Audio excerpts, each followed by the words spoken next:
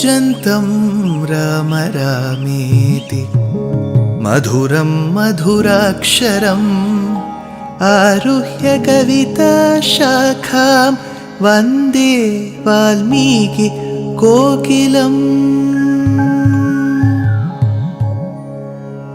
रामाय रामभद्राय रामचन्द्राय वेधसे रघुनाथाय नाथाय सीताया पतये नमः।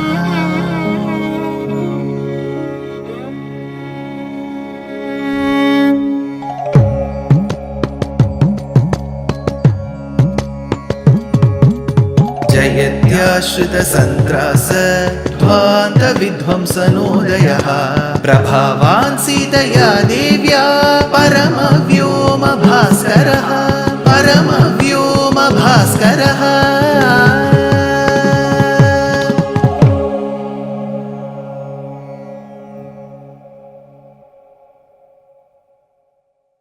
श्रीमते निगमान्त महादेशिकाय नमः।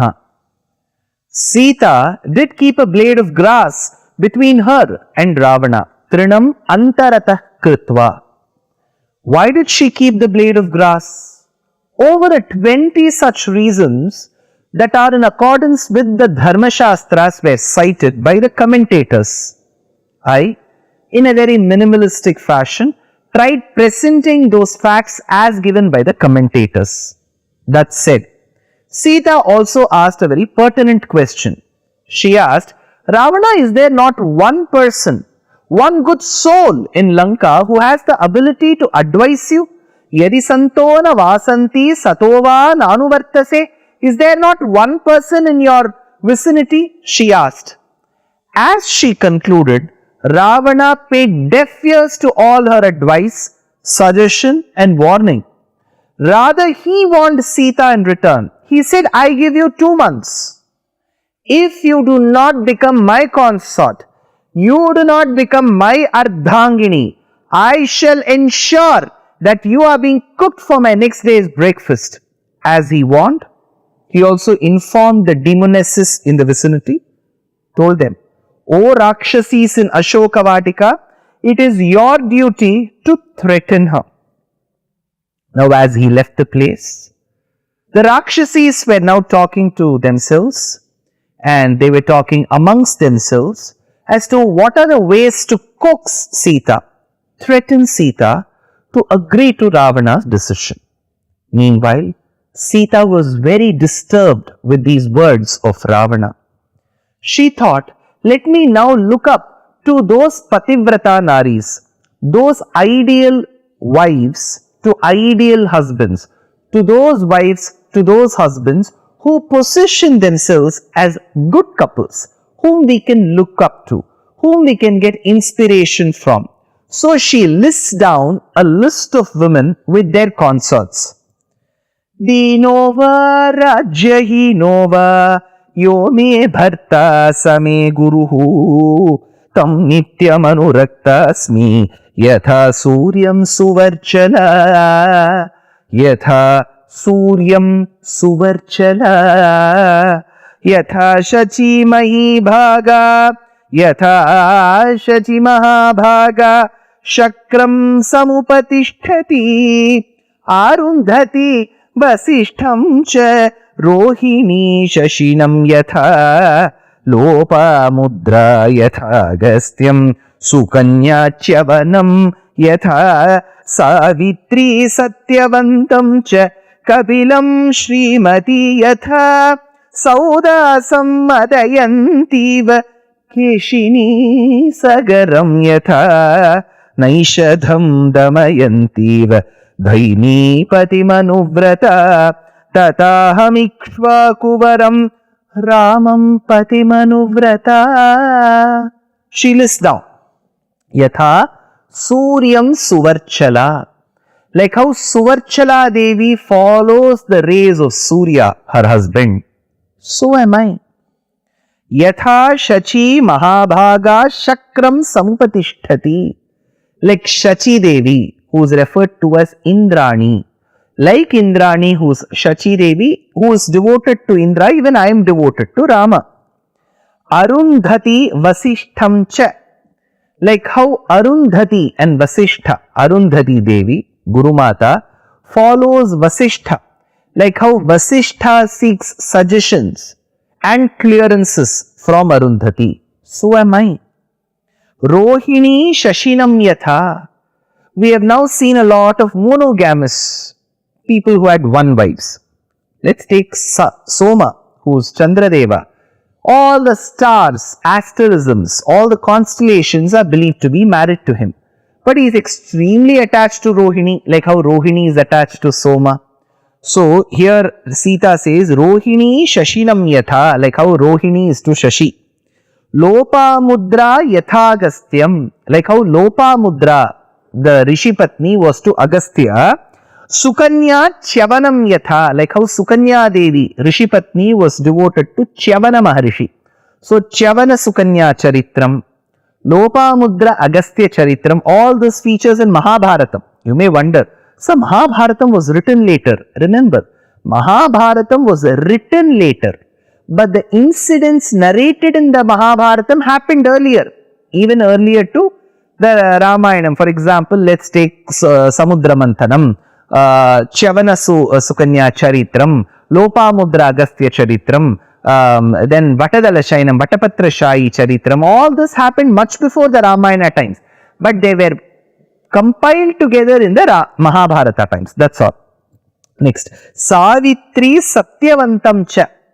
So Savitri Satyavanta, this holds special significance because Savitri was born as a result to Ashwapati Maharaja because of his devotion to Surya Deva, Shaura, and by reciting the Gayatri or the Savitri mantram.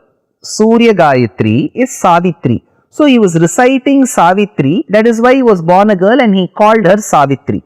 So Savitri knew very well that the person whom she wanted to marry, Satyavan, had an ordained premature death. Yet she chose to live a simple life. She abandoned her riches, her aristocratic comforts, and she married Satyavan. But at one point in time, when Satyavan's Jivatma was to depart from his material body, she intelligently had a conversation, struck a conversation with Yamadeva, Yamadharmaraja, and sought the last boon where she said, I should have many children with Satyavan. So for that boon, which was granted by Yamadharmaraja to fructify, Satyavan had to be saved. He had to live. So this was the way that Savitri saved Satyavan. This comes in Sri Mahabharatam, but she invokes that couple. Savitri Satyavantam cha Kapilam Srimati Yatha, like how Srimati is devoted to Kapila Maharishi. Saudasam Madayantiva Keshini Sagaram Yatha. Keshini Sagara belonged to the predecessors of her husband. So when we discussed Balakandam, we did discuss one of the predecessors, Purva Maharaja of Ikshvaku Kulam, called Sagara Chakravarti, whose 60,000 sons were turned into a heap of ashes by Kapila Maharshi, and thereby all these children were later to be saved by Bhagiratha Prayatnam. In that process, Keshini's brother, who is Garuda, comes and sees at that point in time. So, Keshini Sagaram Yatha Saudasam Madayantiva, like how Madayanti was to Saudasa. Naishadham Damayantiva. This is another important charitram because Nala Damayanti charitram forms an integral part of the narration in Sri Mahabharatam. But this charitram has been turned into a Mahakavyam called Naishadham or Naishadha charitram by Sri Harsha. Nipidayasya Kshitirakshinakkata Tathadriyantena Budhasudhamapi Nalasitas Chatrita Kirti Mandalaha Sarashirasin Mahasa Mahojwalaha, says Sri Harsha. It's a beautiful kavyam called Naishadam. So Naladamayanti Charitram features in Mahabharatam. It also is a part of the Mahakavyam. So she invokes Naishadham Damayantiva Bhaini Patimanuvrata, Bhaini Patni. So she belongs to that dynasty. So Bhaini Patni Manuvrata like them. So she has listed Surya Suvarchala, Shachi and Shakra, Arundhati Vasishta, Rohini and Soma, Lopamudra and Agastya, Sukanya and Shavana, Savitri and Satyavanta, Kapila and Srimati, Saudasa and Madayanti, Keshini and Sagara, Naishadam, Damayantiva, like Nishadaraja, that is Nala and Damayantiva, 11 couples she invokes, 11 Dampatis. Tatha, Aham Ikshvakuvaram, like them. Even I am a devoted Pativrata Nari, Ikshvakuvaram, Ramam Patimanuvrata, I am Rama Patni, Anuvrata, I always walk the path of Dharma and I always ensure that my husband also walks the path of Dharma. Why am I facing this? So, she invokes, see, it's always good in our lives, which our acharyas say, when we face problems, we should always look up to people who have suffered as much as us or even more than us. That will give us a boost, saying that person has undergone so many problems in his or her life. So, what is a big harm? Let me also undergo. I should take it on my stride. I should develop the motivation in me. I should be very positive about my life. This is how we should see. And whenever we get riches, prosperity in our life, our acharyas say, look up to people who are suffering. See, there are people who have not got so many riches, so feel very humble, try to help people. When you are suffering, look up to people who have suffered more. When you have riches, look at people who are poorer than you. So you will look up to them and then say, okay, with minimal comforts, they are managing such a pleasant life. Why can't I? So that's the way our acharyas say, but it's the other way around for us. When we are rich, we look up to people who are more richer than us and say that we should become as rich as them. When we have problems, we always look up to people who are happy and say, they are happy, I am sad.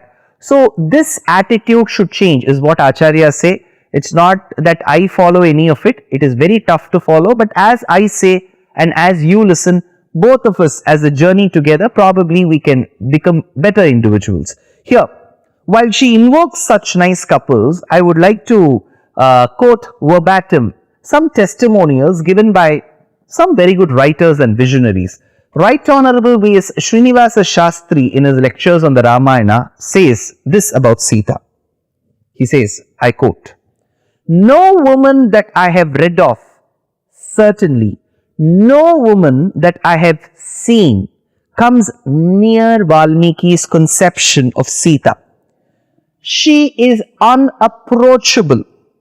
She is a piece of nature, like which there was and can be none. Look at the words.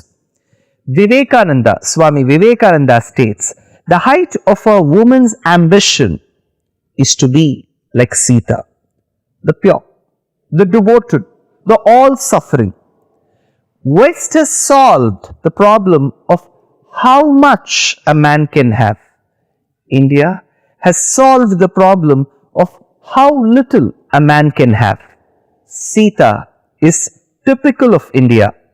Sita is the name in India for everything that is good, pure and holy. Sita was a true Indian by nature. This is Swami Vivekananda's words. I've just quoted verbatim. Why should I be quoting? Because Sita, we have a plethora of characters. We have Tara, we have Ahalya, we have Mandodari, we have Draupadi, we have Rukmini, we have Satyabhama. We have some characters like Shurpanaka, Manthara, Kaikeyi, Kaushalya, Sumitra, many. But Sita holds a very special position in our minds and especially in the minds of our acharyas. So Sita, after Ravana having warned her, after giving a deadline, now Sita now invokes the blessings of Pativrata Naris, and let's see whether there is some effect to her invoking those Pativrata Naris, whether she is going to see some good fortunes in the next episode. Dear Astika reader, I am happy to be authoring a 2-part book on the Ramayana in English. The first part is slated for release in the year 2024. The book aims to recreate and retell the Ramayana of Valmiki, conforming to the ancient commentaries and other allied literature. To receive notifications of the book release, kindly register with www.testimonials.com. deshikadaya.org/books. Namaskaram.